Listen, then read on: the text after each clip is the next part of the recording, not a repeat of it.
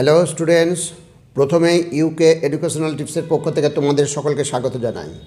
পশ্চিমবঙ্গ উচ্চ মাধ্যমিক শিক্ষা সংসদের দ্বাদশ শ্রেণীর অ্যাগ্রোনমি অর্থাৎ কৃষিবিজ্ঞানের 2018 সালের প্রশ্নপত্রের এসএকিউ এর সমাধান আজকের ভিডিওতে দেওয়া হয়েছে।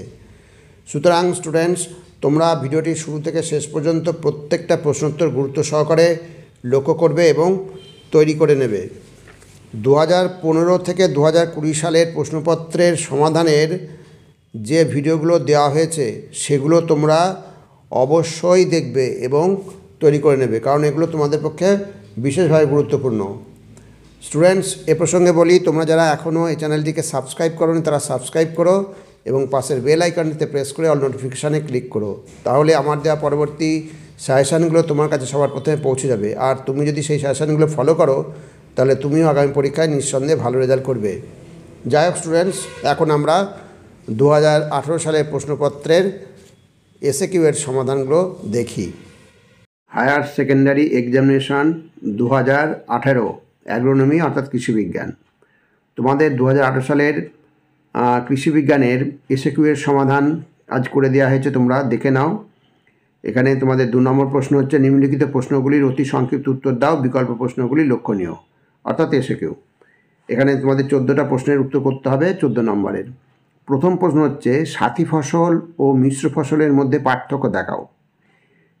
এটা প্রথমেই বলে রাখি, এই প্রশ্নটা তোমাদের 12 ক্লাসের সিলেবাসে নেই, এটা হচ্ছে 11-এর সিলেবাসে, তবু আমি করে দিলাম। দেখো, একটি প্রধান ফসলের সঙ্গে স্বল্পকাল স্থায়ী 2-1টি ফসল চাষ করা হলে তাকে মধ্যবর্তী চাষ বলে, আর প্রধান ফসলের সাথে যে ফসলটি চাষ করা হয় তাকে সাথী ফসল বলে। অপরপক্ষে শস্য পর্যায় অবলম্বন করে বা শস্য পর্যায় অবলম্বন না করে কোনো ভূমিখণ্ডে একই ঋতুতে একসঙ্গে একাধিক ফসল চাষ করাকে মিশ্র চাষ ও ফসলটিকে মিশ্র ফসল বলে। আর 2 নম্বর পার্থক্য হচ্ছে, সাথী ফসল চাষ করলে একই সঙ্গে দুটো ফসল উৎপন্ন হয় ও জমি থেকে অতিরিক্ত আয় পাওয়া যায়, আর অপরপক্ষে মিশ্র ফসল চাষে বছরের সবসময়ই আয়ের সুযোগ থাকে না। এবার 2 নম্বর প্রশ্ন, ধানের মাজরা পোকার আক্রমণজনিত 2টি লক্ষণ লেখো। তাহলে লক্ষণ দেখো, এখানে আমি 3টে লক্ষণ করে দিয়েছি, যে কোনো দুটো তোমরা লিখবে। ধান গাছের কাণ্ডে ছিদ্র দেখা যায়। 2 নম্বর লক্ষণ হচ্ছে ধান গাছের মাঝের পাতাটি শুকিয়ে যায়। আর 3 নম্বর হচ্ছে ধান গাছের শীষ সাদা সাদা হয়ে যায়। এবার 3 নম্বর প্রশ্ন, আমের অনিয়মিত ফলন বলতে কী বোঝো? ভেরি ভেরি ইম্পর্ট্যান্ট প্রশ্ন। সাধারণত সব আম গাছে প্রতি বছর আম আসে না। আম গাছে দেখা যায় যে এক বছর কোনো গাছে পর্যাপ্ত আম হয় এবং পরের বছর সেই গাছে মোটেই ফল আসে না, বা আসলেও খুব কম সংখ্যক ফল আসে। আম গাছে ফল ধারণের এই স্বভাবকে অনিয়মিত ফল ধারণ বলা হয়। এবার 4 নম্বর প্রশ্ন, কলার 2টি উন্নত জাতের নাম লেখো। ভেরি ভেরি ইম্পর্টেন্ট প্রশ্ন। কলার 2টি উন্নত জাতের নাম হলো বর্তমান ও জায়ান্ট গভর্নর। 5 নম্বর, ইউরিয়ার রাসায়নিক সংকেত ও নাইট্রোজেনের শতকরা পরিমাণ লেখো। ভেরি ভেরি ইম্পর্টেন্ট প্রশ্ন। ইউরিয়ার রাসায়নিক সংকেত হচ্ছে CONH2 আর নাইট্রোজেনের পরিমাণ হচ্ছে 44 থেকে 46%। ভালো করে মনে রাখবে, সংকেত হচ্ছে CONH2। এইবার 6 নম্বর প্রশ্ন, উদ্ভিদের বৃদ্ধিতে নাইট্রোজেনের 2টি অভাবজনিত লক্ষণ লেখো। ওটা ইম্পর্টেন্ট প্রশ্ন। দেখো, প্রথম লক্ষণ হচ্ছে, অভাবজনিত লক্ষণ হচ্ছে গাছের বার কমে যায়, গাছ লম্বা হতে পারে না। আর 2 নম্বর অভাবজনিত লক্ষণ হচ্ছে পাতা হালকা সবুজ বা হলুদ রঙের হয়ে যায়। এবার 7 নম্বর প্রশ্ন, গমের ফলন নির্ধারণকারী উপাদানগুলি লেখো। গমের উত্তম বৃদ্ধি তথা ফলনের জন্য গমের মুকুট শিকড় উৎপাদন, আর নেক্সট হচ্ছে পাশকাঠি উৎপাদন, আর 3 নম্বর হচ্ছে শীষ ও দানা উৎপাদনকালে জলের যোগান। আর 7 অথবা প্রশ্ন, আলুর ফলন নির্ধারণকারী উপাদানগুলি লেখো। ভেরি ভেরি ইম্পর্টেন্ট প্রশ্ন। একক এলাকায় গাছের সংখ্যা, গাছ প্রতি আলুর সংখ্যা, আর 3 নম্বর হচ্ছে আলুর ওজন ও আকার। এবার 8 নম্বর প্রশ্ন, ফেরোমন ফাঁদ কী? ফেরোমন ফাঁদ দেখো, যৌন ফেরোমন বয়ঃপ্রাপ্ত পুরুষ ও স্ত্রী পোকাকে পরস্পরের সঙ্গে যৌন সঙ্গমে আকৃষ্ট করে ও এই ফেরোমন প্রয়োগের জায়গায় একসঙ্গে অসংখ্য প্রাপ্ত পুরুষ ও স্ত্রী পোকা এসে জমা হয়। তখন তাদের মেরে ফেলার জন্য সাধারণত ফসলের ক্ষেতে এই যে ফেরোমন ফাঁদ, যে ফাঁদটা ব্যবহার করা হয় তাকেই বলা হয় কি ফেরোমন ফাঁদ। এবার অথবা প্রশ্ন দেখো, একটি সেচযুক্ত মধ্য অবস্থানের পলি দোআঁশ মাটির জমির জন্য উপযুক্ত শস্য পর্যায় লেখো। এটাও কিন্তু তোমাদের 12 ক্লাসের সিলেবাসে নেই, এটা 11-এর সিলেবাসে আছে, তবু আমি এখানে করে দিলাম একটা। দেখো, একটি সেচযুক্ত মধ্য অবস্থানের পলি দোআঁশ মাটির 3 বছরের শস্য পর্যায়, 3 বছরের শস্য পর্যায় হিসেবে করে দেওয়া হয়েছে। এখানে প্রথম বছরে আউশ আর আলু, এখানের খারিফ ফসল আর রবি ফসল, খারিফ আর রবি, এর দ্বিতীয় কলামে খারিফ আর রবি, আর তৃতীয় কলামে তাই খারিফ আর রবি। তাহলে খারিফ ফসল হচ্ছে আউশ আর রবি ফসল আলু। তারপরে খারিফ ফসল পাট, গম, খারিফ ফসল ভুট্টা, রবি ফসল সরিষা। দ্বিতীয় বছরে ভুট্টা, সরিষা, আউশ, আলু, পাট, গম। আর তৃতীয় বছরে পাট, গম, ভুট্টা, সরিষা, খারিফ শস্য আর রবি শস্য হিসাবে পরে একই প্রতি ক্ষেত্রে একই। আর তৃতীয়টা হচ্ছে আউশ আর হচ্ছে আলু।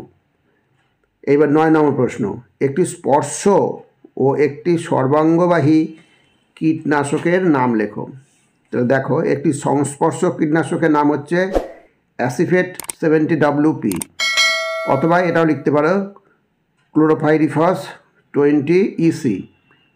এবং একটি সর্বাঙ্গবাহী কীটনাশকের নাম হচ্ছে অ্যাসিফেট 75WP অথবা কার্বোফ্রান 3G, এই দুটোর মধ্যে যে কোনো একটা লিখলেই হবে। এইবার অথবা প্রশ্ন 9, একটি পরভোজী ও একটি পরজীবী বন্ধু পোকার নাম লেখো।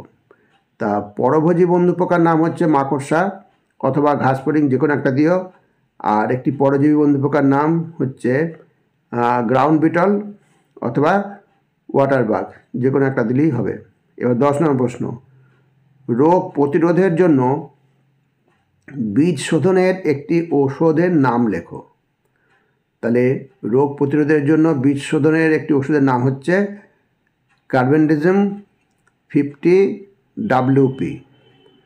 ভালো করে কার্বেন্ডাজিম 50WP।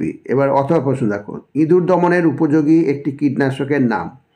ইঁদুর দমনের উপযোগী একটি কীটনাশক হলো জিঙ্ক ফসফাইড। নেক্সট 11 নম্বর, SRI এর সম্পূর্ণ রূপ লেখো। SRI এর সম্পূর্ণ রূপ হলো বা নাম হলো system of rice intensification. System of rice intensification. 11 অথবা হচ্ছে ইক্ষুর বিজ্ঞানসম্মত নাম, ভালো করে মনে রাখবে। ইক্ষুর বিজ্ঞানসম্মত নাম হলো স্যাকারাম অফিসিনারাম। ভালো করে বানানগুলো দেখবে আর লিখবে, বানান ভুল হলে কিন্তু নম্বর কেটে নেবে। স্যাকারাম অফিসিনারাম। এবার 12 নম্বর প্রশ্ন, হিউমাস বলতে কী বোঝো? খুব সুন্দর প্রশ্ন, ইম্পর্টেন্ট প্রশ্ন। হিউমাস হচ্ছে একটি কালো বা বাদামি বর্ণের অনিয়তাকার সমসত্ব ও পচনক্রিয়া প্রতিরোধক্ষম জটিল কলয়েডাল পদার্থ, যা মাটির জীবদেহ থেকে জীবাণুদের দেহ নিঃসৃত উৎসেচক দ্বারা জারিত হয়ে তৈরি হয়। এইবার 12 অথবা 30 কিলোগ্রাম পটাশ সরবরাহের জন্য কত কিলোগ্রাম মিউরিয়েট অফ পটাশ প্রয়োজন? তো একটা ছোটো একটা অঙ্ক দিয়েছে এখানে দেখো, আমরা জানি কি 60 কিলোগ্রাম পটাশ সরবরাহের জন্য 100 কেজি মিউরিয়েট অফ পটাশ প্রয়োজন হয়। তাহলে 30 কিলোগ্রাম পটাশ সরবরাহের জন্য 50 কেজি মিউরিয়েট অফ পটাশ প্রয়োজন। এবার নেক্সট, মাটির পিএইচের সংজ্ঞা, ভেরি ভেরি ইম্পর্ট্যান্ট প্রশ্ন। দেখো, যে স্কেল বা মাপের দ্বারা কোনো দ্রবণের হাইড্রোজেন আয়নের পরিমাণ প্রকাশ করা হয় তাকে পিএইচ বলে। এবার অথবা 4টি অম্ল সহনশীল ফসলের নাম লেখো। ভেরি ভেরি ইম্পর্টেন্ট প্রশ্ন। 4টি অম্ল সহনশীল ফসলের নাম হলো ধান, ভুট্টা, মিষ্টি আলু ও চীনাবাদাম। আর স্টুডেন্টস এই প্রসঙ্গে বলি, আমি আগেও বললাম আবার বলছি, সালের প্রশ্নগুলো তোমরা অতি অবশ্যই সলভ করবে। সালের প্রশ্নগুলো সলভ করে দেওয়া আছে, ওগুলো ওই ভিডিওগুলো দেখবে, গুরুত্ব সহকারে দেখবে এবং প্রতিটা তৈরি করে নেবে। যেমন আজকে করে দেওয়া হলো এটা ভালো করে তৈরি করে নেবে, কারণ এগুলো তোমাদের কাজে লাগবে। এবার নেক্সট 14 নম্বর প্রশ্ন, আলুর 2টি গুরুত্বপূর্ণ বৃদ্ধি দশার নাম লেখো।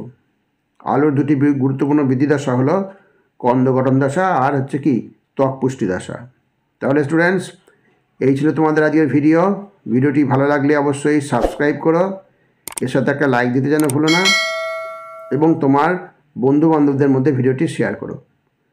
স্টুডেন্টস তাহলে আজকে এখানেই শেষ করি। তোমরা সকলে ভালো থেকো, সুস্থ থেকো। Thank you very much.